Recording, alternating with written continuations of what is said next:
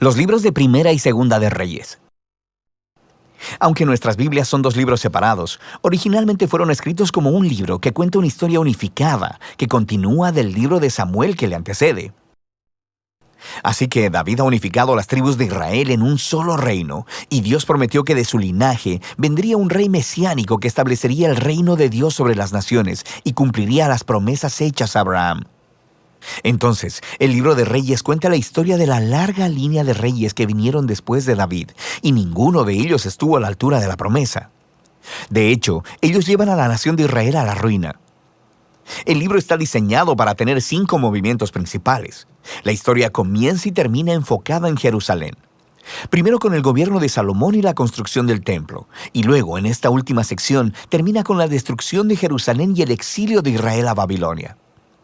Y las 3 secciones centrales están compuestas por la historia que nos lleva a esa tragedia. Y explican cómo Israel se dividió en 2 reinos rivales, cómo Dios trató de prevenir la corrupción de Israel enviando a los profetas, y cómo el exilio se convirtió en la inevitable consecuencia del pecado de Israel. El libro inicia con 2 capítulos acerca del traspaso del reino del anciano David a su hijo Salomón. Y las últimas palabras de David a Salomón son muy similares a aquellas de Moisés y Josué y Samuel al pueblo.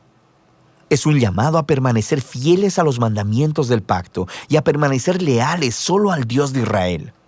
Pero las palabras de David parecen un poco huecas, porque luego David y Salomón se ponen a conspirar de cómo van a consolidar este nuevo reino a través de una serie de asesinatos políticos. No es un buen inicio. El momento más brillante de Salomón es cuando le pide a Dios sabiduría para guiar a Israel, e incluso completa el sueño de David de hacer un templo para el Dios de Israel. Aquí la historia se detiene y describe con detalle el diseño de este templo. Justo como en el diseño del tabernáculo en la Torá, tenemos mucho oro y joyas, e imágenes de ángeles y árboles frutales. Todo este simbolismo hace eco del jardín del Edén. Es el lugar en donde el cielo y la tierra se encuentran, donde mora la presencia de Dios con su pueblo. Pero en cuanto Salomón termina el templo, toma una horrible decisión y el reino se desmorona. Él empieza a casarse con las hijas de otros reyes, cientos de ellas, para hacer alianzas políticas. Y luego, él adopta a los dioses de esas mujeres e introduce su adoración en Israel.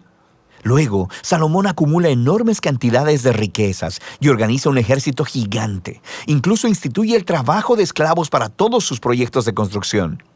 Si miras en la Torá y revisas las reglas para los reyes de Israel en Deuteronomio 17, verás que Salomón está rompiendo cada una de ellas. Así que para el tiempo de su muerte, Salomón se parece más a Faraón, el rey de Egipto, que a su propio padre. La siguiente sección inicia con el hijo de Salomón, Roboán, actuando justo como su padre. Es una historia muy triste de ambición y hambre de poder.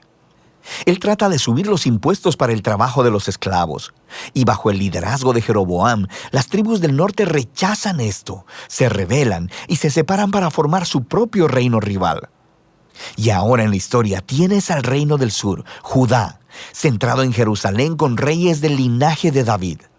Y ahora también este nuevo reino del norte llamado Israel, cuya capital eventualmente será Samaria. Además, Jeroboam construye 2 templos para competir con el templo de Salomón en el sur. Pone en cada uno un becerro de oro para representar al Dios de Israel. La conexión con Éxodo 32 y el becerro de oro es bastante explícita. A partir de este punto, la historia va de un lado para otro, de norte a sur, trazando el destino de ambos reinos. Cada reino tuvo alrededor de 20 reyes consecutivos, y conforme se nos presenta cada rey, el autor evalúa su reinado según algunos criterios. ¿Adoraban solo al Dios de Israel o promovían la adoración a otros dioses? ¿Lidiaron con la idolatría entre el pueblo y permanecieron fieles al pacto como David o se volvieron corruptos e injustos? Y de acuerdo a estos criterios, el autor no encuentra reyes buenos en el reino del norte. 0 de 20. Y luego, en el reino del sur, Judá, solo 8 de 20 obtienen una calificación positiva, lo que se conecta con otro gran propósito del libro, que es introducir el rol de los profetas, figuras clave en la historia de Israel. En la Biblia, los profetas no eran adivinos, sino que hablaban en nombre del Dios de Israel y desempeñaban el rol de guardianes del pacto, lo cual significa que condenaban la idolatría y la injusticia tanto de los reyes como del pueblo. Ellos le recordaban constantemente a Israel de su llamado de ser luz a las naciones, de que debían obedecer los mandamientos de la Torá. Así que los profetas retaban a Israel a que se arrepientan y que confíen en su Dios. En estas secciones centrales, para cada rey, Dios levanta profetas para pedirles cuentas. Los profetas más prominentes son los del norte. Elías y su discípulo Eliseo están justo ahí en el centro del libro. Elías era un profeta rústico, viviendo en el desierto, y su archienemigo era el rey del norte, Acab, y su esposa cananea Jezabel. Juntos habían instituido en Israel la adoración al dios cananeo, Baal. Así que en una famosa historia, Elías retó a 450 profetas de Baal a una contienda para ver cuál dios era el real. Así que ambos construyeron altares y oraron a sus dioses, pero solo el Dios de Israel respondió con fuego. Después de esto, Acab utiliza su poder real para asesinar a un agricultor israelita y robar el viñedo de su familia. Y Elías confronta una vez más la injusticia de Acab y anuncia la decadencia de su descendencia. Elías eventualmente pasa el manto de su liderazgo profético a un joven discípulo llamado Eliseo, quien pide 2 veces la autoridad de Elías. Y lo que es fascinante es que el autor, que ha contado 7 obras milagrosas de Elías, luego ofrece historias de 14 actos de poder de Eliseo. Ambos profetas fueron claramente hombres extraordinarios y jugaron el mismo rol: confrontar a los reyes de Israel por la idolatría y la injusticia. Y en último término, no tuvieron éxito en hacer que Israel se aparte de la apostasía. En la siguiente sección, el reino del norte es sacudido por una revolución sangrienta iniciada por un hombre llamado Jehú, quien destruye a la familia de Acab. Aunque Jehú fue inicialmente comisionado por Dios, su violencia se sale de control y crea una espiral de asesinatos políticos y rebeliones de los que Israel jamás se recuperó. Después de Jehú, tenemos golpe tras golpe, y cada rey sigue a otros dioses y permite injusticias horribles. Todo nos lleva a Segunda de Reyes, capítulo 17. El grande y malvado imperio de Asiria desciende y acaba con todo el reino del norte, y la ciudad capital, Samaria, es conquistada, y los israelitas son exiliados y esparcidos a través del mundo antiguo.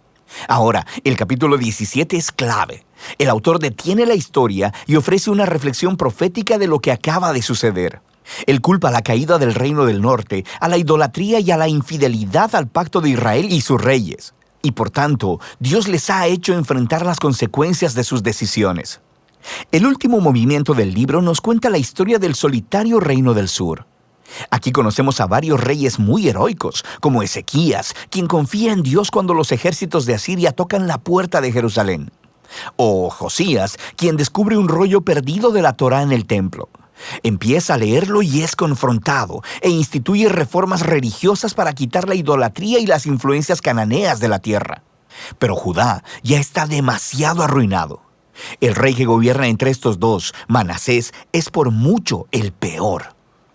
Él no solo introduce la adoración de estatuas de ídolos en el templo de Jerusalén, también establece el sacrificio de niños. Así que Dios envía profetas para decirles que el tiempo se ha terminado. Israel ha alcanzado el punto sin retorno.